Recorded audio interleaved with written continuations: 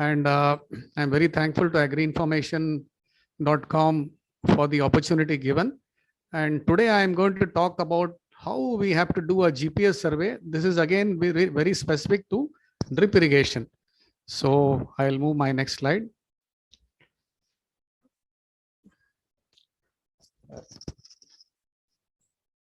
Is it moved?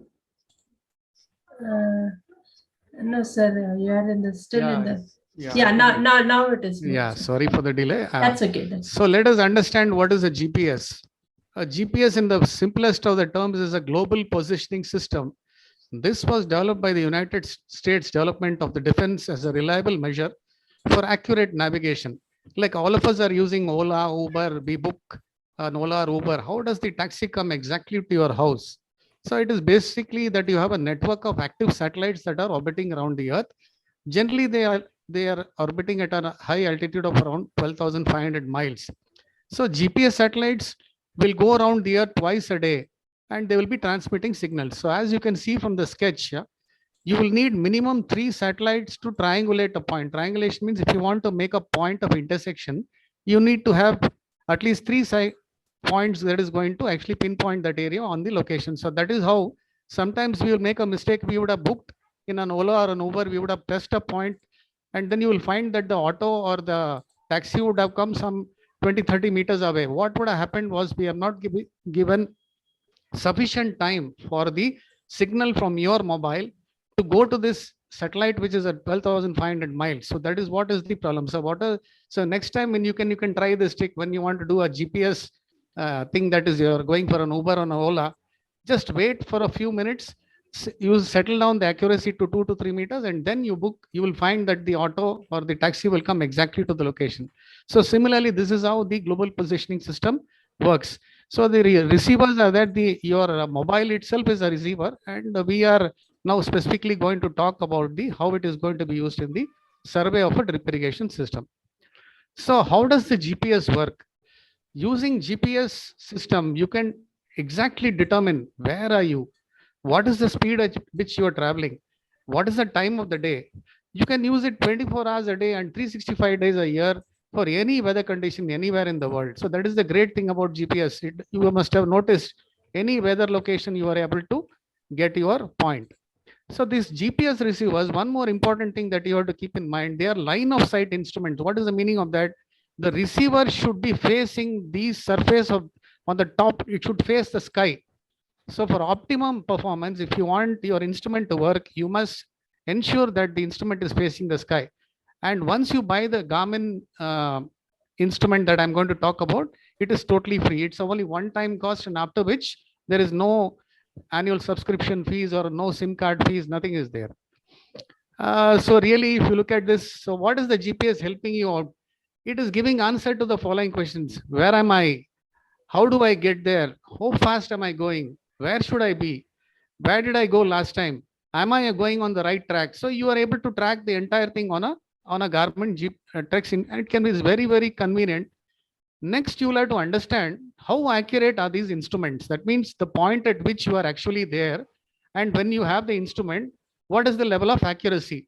So the level of accuracy will depend upon the type of instrument that you have. Typically, the accuracy is around plus or minus 15 meters. That means from where you are standing and the point that is actually being located by the satellite, there could be a difference of plus or minus 15 meters. But if the satellite connectivity is very good and you are in a location, the accuracy will also go up to 4 to 5 meters. So it depends on the location of the place and how many satellites are going to help you to triangulate. So this is an example where this is a 5 meter. And as now what is happening, the new generation of the GPS receivers, the accuracy has gone down even up to 1 to 2 meters. So you will be able to get exactly pinpoint the location. So here the most important point is when you switch on your instrument, you must wait. You can see over here, are you able to see the satellites? All the small fellows are the satellites over there. And it is giving you the location, okay, north and west, your latitude and longitude is clearly pinpointed. And below you are seeing the graphs.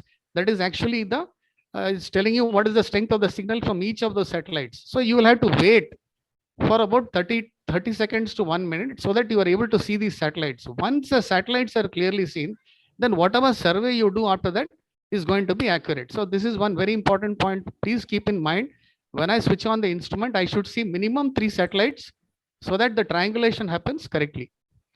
And now let us look at the instrument. The instrument is a very simple instrument, doesn't cost you more than 7 or 8,000 rupees. It has got very handy buttons, and today with everybody using smartphones, anyone can take it. You can take it for a trek, you can do it for a survey. Very simple keys are there. It has got the zoom keys, you have the back stick, you have a small joystick. If you have played with video games, it's very simple. And you can see the behind the panel, it just takes only 2 pen touch cells. The AA cells, you have to just take it. It's very simple, and you can carry it. It's hardly the size of not even a big mobile, half of the bigger mobile. So you can just carry it around with you, put it in your pocket or hang it on a chain, and then you can walk around and carry out the survey. So just to give you a little more how it looks, so basically you can see the track over there, and the buttons are there. The first button is basically the power button, and then the center is the joystick, that is the main control. So whenever you want to click any point, so that center stick will help you on that.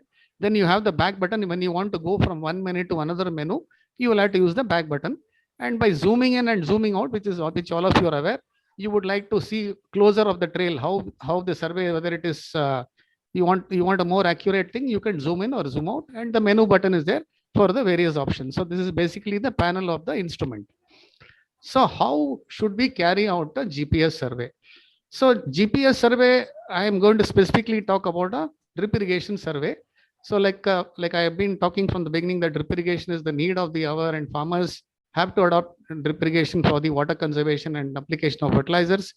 So the basic first step that you need to do is to carry out a survey.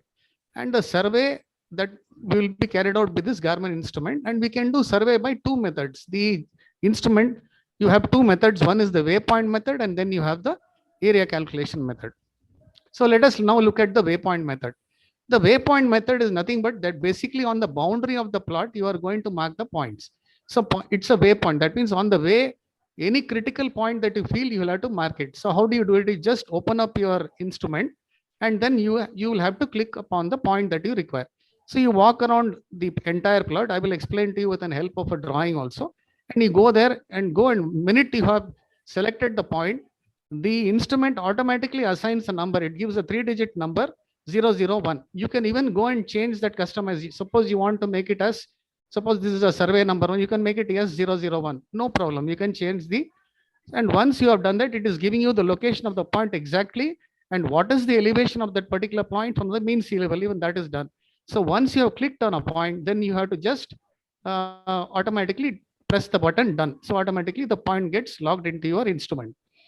And once you have completed the survey, there is a software which is being provided by Garmin, and that is the map source software. So whatever you have surveyed can be taken into the Garmin, from the Garmin into the map source software, and from the map source you can transfer it on to either AutoCAD or any of the CAD softwares by which you can do the drawing. The other method, the earlier method which was there, was only you are marking the points. The second method has another advantage is, not only are you going to mark the points, the minute you complete the survey, you are even going to get the area. So this is very popular today, is to go for the area calculation method. The steps are very simple. You go to the main menu, you can see over there the button, and you have to select the option of area calculation, as I pointed out the arrow. And then you go, if there are any track is there, you clear it up, and you just click on the area manager, and then you click on the start button, and then you start walking around the periphery of the plot. Once you start walking around the periphery of the plot, wherever you have a change in direction, you have to click the point. So walk around the perimeter, and if you want to see the progress, you can either zoom in or zoom out. You will see a series of points which will start appearing, and automatically in the area method, the points will get joined by lines. So that means you can also at the same time, okay, is my shape of the land coinciding with what I'm surveying? So integrity of the track also will get automatically maintained. And the minute you come to the starting point, suppose you started at one point, you go around the field and come back to the starting point, and then when you just press on the button calculate, the entire area gets calculated. For example, in this particular plot, when we walked around the perimeter, straight away it gave you the area. For example, it is showing the area is 0.085 acres. there is an option given by government that you can even change the area to either square meters or you want to go for it in hectares or acres as it is seen over here. So this is one more additional option that you have. Most important thing after you carry out a survey is ensure that you save the track. You must save the track so that the page will open and allow you can rename the track. It's very important that because when you start doing a number of surveys, please have a good filing system. So you go and, okay, this is track number. I would recommend that you take the farmer, for example, farmer X or farmer Y. So you put the name of the farmer so that the date automatically comes in, but the identification of the farmer will be easy for you to track later. So and then you could always go back to the main menu. And once you click on the track manager, you can go and see whatever you have done earlier surveys, that is called the archived files. You can always go and check on that. So that becomes very, very easy. Now to understand this, I am just now showing you with an example. Now this is a plot which is very much irregular in shape and I have to carry out the survey. So I started with waypoint number 1. Then I started walking slowly along this thing. And then I came to waypoint 2. At waypoint 2, I will click the first waypoint. Why I am doing that? Because there is a change in direction. Then I came to waypoint 3. Then I come to waypoint 4. Why did I stop at waypoint 4? I am seeing that I have a water source or a borewell over here for which I have to locate this, because for my drip irrigation system, I need a water source. So therefore, I will go from waypoint number 4 to waypoint number 5. And from waypoint number 5, keep in mind, come back to waypoint number 6. That means you have tracked the first borewell. Then you go to waypoint number 7. And then similarly, you walk along. Whenever there is a change in direction, please keep flipping and you will get all the waypoints. So similarly over here in waypoint number 2 also, waypoint number 9, waypoint number 10. And then once you complete the survey, you will come back to the gate. So you have got the entire track located along. Because this is a GPS instrument, it would have captured the elevation. And if you have used the second method, you are automatically going to get even the area of the entire plot that you have surveyed. So in a matter of say half an hour, otherwise what you would have done, you would have had to take the tape, count the number of tapes, measure it. You can make a lot of mistakes. But here what happens is the minute you complete the survey, you can click and check the area and ask your farmer, sir, I have surveyed your land. The area is coming to say 2.5 acres. Is it okay? So immediately he will also, yes, sir, the area, the shape is also fine. Everything is fine. So it is a very convenient way of carrying out a survey. Now, when we do the survey, there are some common mistakes that we tend to make. For example, I have just given you a small example. We started from 1 and then we went into 2. Then we came to waypoint number 3. We came to waypoint number 4. And waypoint number 5, I wanted to track the borewell, which is there in waypoint number, which is there in waypoint number 6. So here what happens? So automatically I have to get back to waypoint number 7. Otherwise, what will happen if I don't do that and directly from waypoint number 6, if I go to waypoint number 7, then what is going to happen? The thing is going to get definitely it is going to get, the area is going to get omitted. So you will find that the area got omitted over here. So this is the very important thing that you have to keep in mind, that once you go to waypoint number 5, come to waypoint number 6, don't directly go from 6 to 7. Go back, retrace your path onto the periphery of the thing. Otherwise, you are going to lose this area. So this is one common mistake that generally is being made. Now, what are the precautions you have to carry out, that you have to take care when you're going to do a GPS survey? First and foremost is always when you go for a GPS survey, it consumes power, and ensure that the battery is fully charged. And always carry additional 2 cells in your survey bag. Because after doing a survey halfway through, if you find that the battery power has gone down, then what will happen is the survey points will not be accurately located. So it's always better to keep additional 2 cells. And second, which I already told you, whenever you go and switch on the instrument, kindly wait for about 30 seconds to 1 minute, so that when you want to, you will be able to see at least 3 satellites for the triangulation to happen. So that is very important to check for the satellite single. And also, it is a good practice that the farmer has been in the field for a very long time. So he knows the shape of the land. So it is a good practice. You can even take what is the approximate shape of the land that is going to be surveyed. So that will also very much help. Now, when we go for the survey, what are the additional data that you have to collect? Okay, you have got the border, you have got the dimensions, you have got the elevation, but then you need to do the survey completely. So you have to carry a survey sheet. which typically you will have to record, okay, what type of a crop it is, whether it's a vegetable crop, whether it is a fruit crop, or it's a field crop. You will note down that. And the standard thing is that particularly for an inline drip irrigation system, like when you are going to use it for a closed space crop like vegetable or sugarcane, then you need to mark the row direction, because we need to know in which direction that the lines are going to be run. And also it is good practice to note down what is the crop and what is the variety of the crop. And also when we go there, we must check the type of the soil. So hand test can be used. You can take up the soil in your hand, and if the soil sticks to your hand fully, that it's a clay soil. But if it is partially sticking into your hand, it is a loamy soil. And if it doesn't stick to your hand, it is going to be a sandy soil, or lateritic soil is in particular areas. Next important point that you have to take is the plant to plant spacing and the row to row spacing. And if any intercrop is there, that also you have to take. Now for the drip irrigation system to work, we need a water source. So water source detail collection is also very important. That is point number 6. Observe whether it is an open well or a tube well. Tube well is nothing but a bore well, and whether you are going to supply the water from a tank or from a river. So that is very important. And along with the water source, also note down what is the outlet size, because I have to put a filter. So I need to know what is the outlet size. And also it is very good practice to measure the discharge by the volumetric method. What is the meaning of volumetric method? So in the farm, usually there will be a barrel. For example, I'm telling there is a 200-liter blue color barrel available. And you allow the motor to run for about 15-20 minutes till the water stabilizes. When the discharge is coming constant at that point of time, for example, if a 200-liter took 50 seconds to fill up, that means 200 divided by 50 is 4 liters per second. This 4 liters per second is the discharge which you observed when you had gone on that particular day. If you have gone at the fag end of the summer season, you can take that value as it is. But if you have gone during any other time of the day, as a safety precaution, because water tables will deplete, there will be fluctuating water table, there will be voltage fluctuation, you can factor it by 80%. That means you can take only, for the design purpose, you can take 80% of that value, that is 3.2 liters per second. Also, it is very important to look at the water quality, whether the water has got silt, whether it has got algae or other, because different types of filters are available for the filtration arrangement. So you have to take care of the filtration very carefully.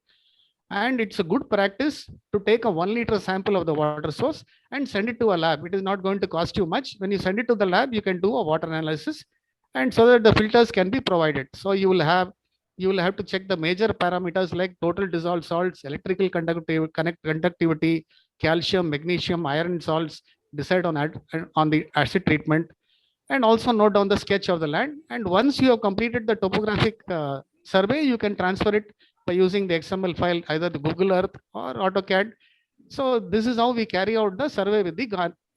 One important suggestion I would like to give all the field people who are going to carry out the survey, kindly go to the survey when the power is available, because you can actually measure the discharge and the water available, that is in real time. So that is very important, so that for whatever calculation we did on the water that is going to be available, so you have to do that reading at least once or twice minimum. And if you are not having a barrel, in which case you might have to go for a bucket. If you do the measurement, volume measurement with the bucket, then it is better you do it 2 or 3 times and take the average time that it took to fill the bucket. So this again, I am just showing you how this is actually the survey of the land, and the yellow color points are actually the boundary. So those are the waypoints, how it has been surveyed. Once it has been surveyed, then it has to be transferred by a program called map source. So with the help of the map source, I'm able to make out the drawing of the entire area. So this is the transfer. Even this software is provided along with the instrument. So it's very easy. Once you have done it, then you can go out with the network of the pipeline, how the laterals are going to be there, how the entire area is going to be there. So this entire thing can be calculated. So just to summarize and for easy understanding, I'm going to show you this step-by-step procedure in the form of photographs. So let us look at the first photograph. So this is the Etrex 10 Garmin instrument. You press the light key, okay? Then immediately you are seeing the option waypoint. So you press the light key, and then the system is on. Then after that, please look at your thing. See, the battery is full and the GPS signal is there. So that means you can start your survey now. After that, kindly check the satellite towers. So that is very important. After 1 minute, wait for proper network. So make sure that when the marking of the network, marking of the waypoints is done correctly, you go and then start the survey over there. So this is how very easy. check for the power should be full, and also the points are very clearly located. And once you have clicked on the waypoints, then you can go, and the button on the top, you just have to, the joystick, you just have to press it once. Automatically in the bottom, it will show you that the waypoint is covered. So this is how you are completing the survey. Once you have completed the survey, now you must be wondering, how do I transfer this entire data? So there are two types of surveys which I already told you. One, you can do it by the area method, or one you can go by the waypoint method. So this part of it I've already explained to you. So it's very simple and you can carry it out. You can see a number of satellites in the survey are there. So the survey will be fairly accurate. Now to transfer the data from the instrument, a very simple, useful device which is available now in the market is the OTG port, which all of you know, which is on to go port. You can easily obtain it in a mobile shop, or you can buy it online.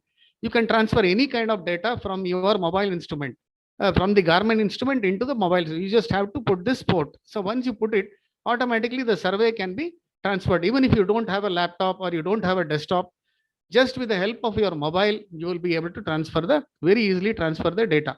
And once you have transferred the data, you can share the data via WhatsApp or any or by email. You can directly transfer the waypoints to your design engineer who will carry out the design.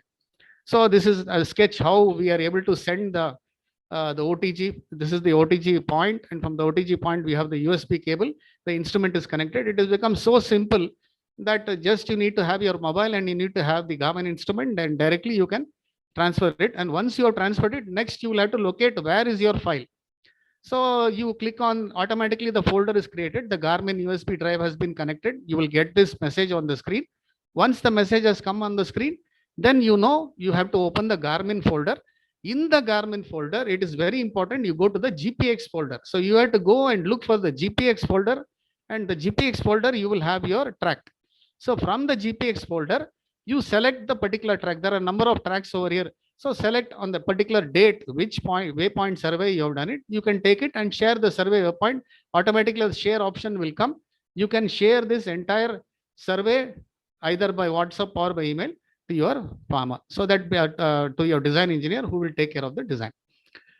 Also, there is another easy option today available in the Google Play Store.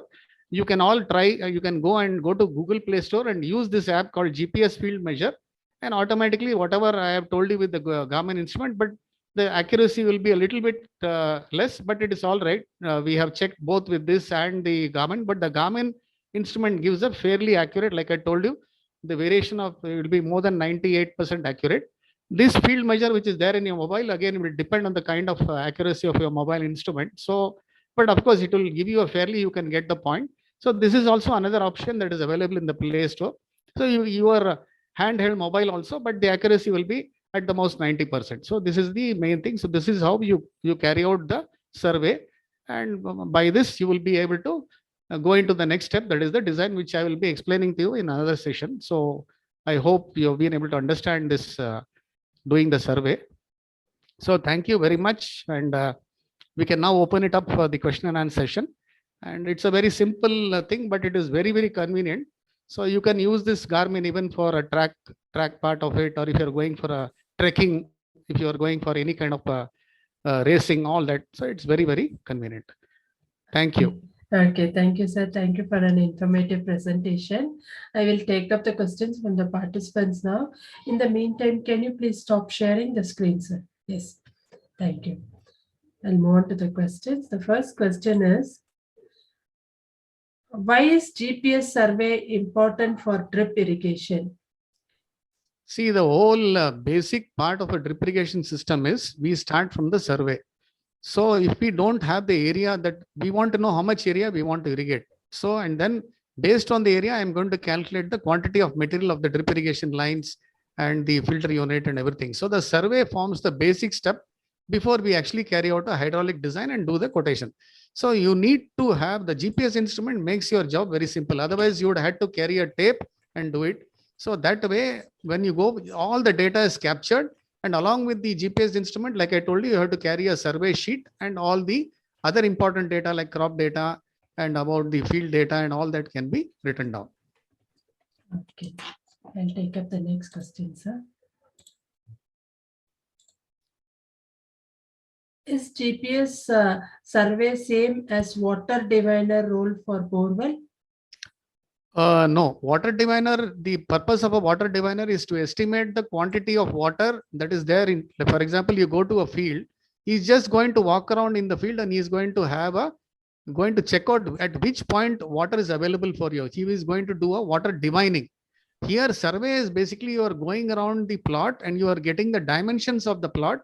You are getting an area measurement there, but the water divining, as they either you do it by like electrical resistivity method, or there are people who are who are gifted with that ability of actually telling you, okay, at these 4 points, you have water available below the surface of the earth. So basically, there you are actually estimating where the water is available or locating where the water is available. Whereas a GPS survey, you are going to get the entire boundary of the land as well as the area of the land.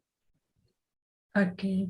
What is the cost involved in GPS doing the survey? The cost involved in a GPS survey is one time if you buy the instrument. So basically, it is going to cost you a maximum around 7,000 or 8,000 rupees. And once you buy that instrument, the license is lifelong. It is lifelong warranty and lifelong free. So there is no additional cost after that. The other survey cost that is there is only the cost of you visiting the field. So whatever is the transportation cost, maybe if you are traveling some 1,500 or sorry, 500 or 400 kilometers, only that distance you can do it. So really, it's only your logistic cost. As such, once you buy the instrument, the survey is only your time. So you can absolutely say it is almost negligible. Okay. Is doing GPS survey gaining popularity with farmers? Yeah, GPS survey has become the in thing today, and most farmers are now, like I showed you in the last slide, even though they may not be in a position to buy an instrument, most farmers have started using the apps that are available in the Play Store. Like for example, you have seen, they are fairly accurate, 90% accurate.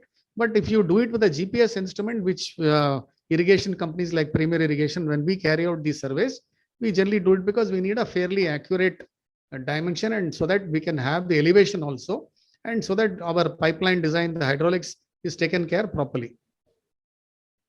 Okay. Sir, can you please tell us about your own education, career, and business background? Yeah. My name is Vijay Kumar. Actually, I am working in the field of micro irrigation for the last 32 years. I started my career way back in 1987. Actually, I'm a bachelor in civil engineering with a post-graduation in hydraulics and water management from NIT Surathkal, one of the prestigious institutes in Karnataka. And I have been since then working very closely with farmers, and I've been supporting and guiding farmers, and I've conducted a number of training programs. Maybe I must have trained more than 5,000, 6,000 farmers in the last 32 years. Because teaching is a hobby for me, and I feel that we have a lot of knowledge, and farmers in particular don't know how to use the equipment correctly, and we have to help them out. So that these are very simple systems, and if they also know how to do the survey, they just need to do the survey and send it to the company. We can directly give them an estimate sitting in our office itself. So this is basically about my background. I am basically a civil guy and an MTech in hydraulics and water management. Okay, that's very nice to hear, sir. Let me check if we have any further questions. I don't see any further questions. We have some participants from your side. If they have any questions, participants, you can unmute your mic and ask your questions if you have any questions.